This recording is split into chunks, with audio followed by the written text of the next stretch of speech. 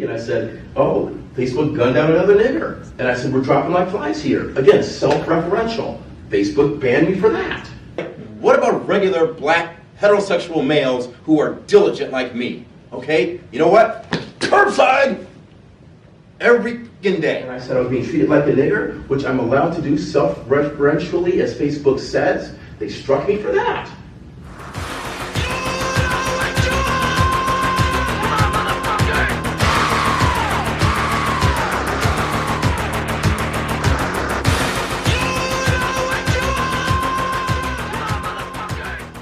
Who here trusts Facebook? So I've got one more I'm going to show you, then we'll get to the Facebook part, and then we'll have a little roundtable discussion. Tony, any thoughts? No, it just blows my mind how much you have to go through. And I know this is with Chris's Kingcast, he's been doing this for a long time. But how many times do you have to go through this exercise in order to get your rights? It means I had to fight for that 20 years ago in Columbus, Ohio, when this judge denied us the right to take home our trial video for the day. We won the First Amendment defense trial in that case, despite being denied something that no court would ever deny today. That's progress. It also means that 20 years ago in that same town, a powerful white attorney named Luis Alcalde shoved me in the chest. Now he's a Latin, but he's still not a nigger. And he let me know that there was a nigger in the room, as James Baldwin would say. And that nigger was me. Yeah, it was. Sure was. Sure was. They could get away with a lot of stuff back then they couldn't get away with now. But, you know, I want you to think about media before we show the Facebook clip. And think about something here. Did anybody here last week or last 2 weeks, did you ever hear the name Christopher Hassan? One person? Isn't it interesting that when you have these major politicos in Virginia, Republican and Democratic, and you've got that going on, then all of a sudden, up comes Jussie, you know, and up comes, in addition to that, of course, you had this gunman. By the way, Christopher Hassan, for those of you who don't know, was a guy who had like a small arsenal that he was ready to go out and start killing people with. All right? It just disappeared. But up comes R. Kelly and Jussie, and I forget the actor, a black man in a dress, okay? And all of this is now front row and center. All right? What about regular black heterosexual males who are diligent like me? Okay? You know what? Curbside! Every freaking day. I've seen it. And it's real. And I've got nothing against gays, by the way. I marched with them. I'm down with it, all right? A lot of my friends are lesbians and gays. They are. But there's a way that they are training us and using us in this culture to take the heat off of where the heat needs to be. And I know I may never change anything, but I'm educating a few people along the way. And I'm exposing a few things. And that's my life mission. I'm not married, you know? Pretty much, well, not single, but, you know, I know what my life calling is, and I'm standing in it right now. So that's that. But I want to share with you now some of the Facebook videos so that we can get to the body language and how all this transpired. We'll see what happened with Facebook. Facebook is promising to do something that it knows it is not going to do.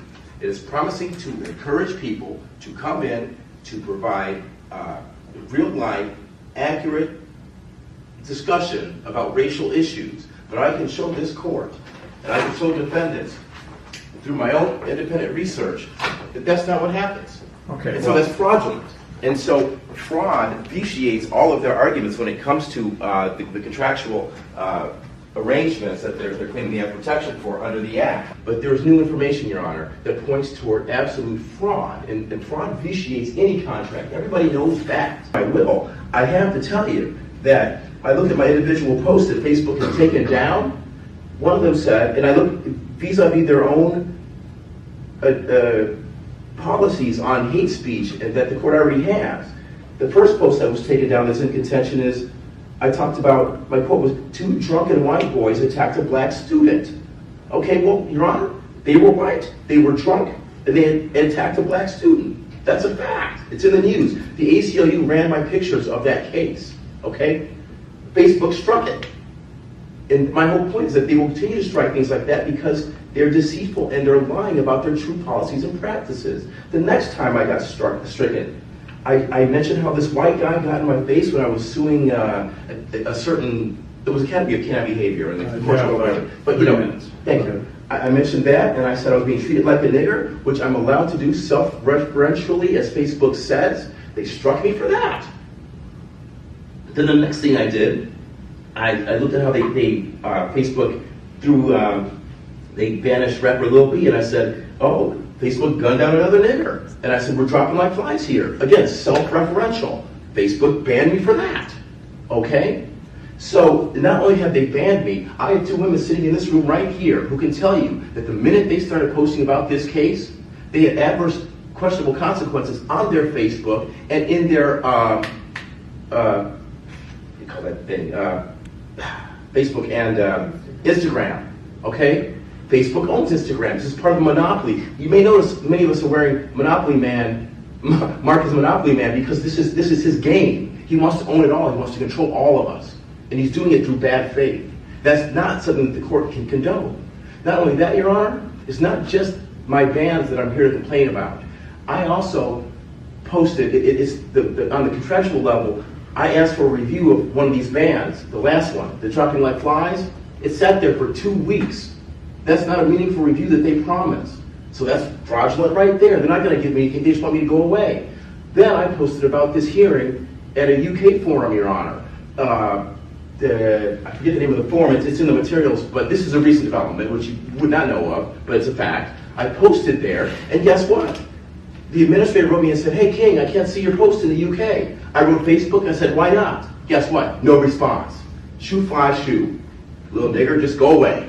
Okay. Okay, now one more thing, Your Honor, man, please. Go ahead. Is that I had a white male, represented by somebody in this room, respond to a colloquy between a student that was discussing Martin Luther King versus Malcolm X. The white male agreed with the black male in saying that, yes, you know what, you guys, the government here has treated you guys like niggers for far too long, and it's a shame that this has happened, okay? That's not hate speech. Guess what Facebook did? They pulled the comment. They pulled the comment.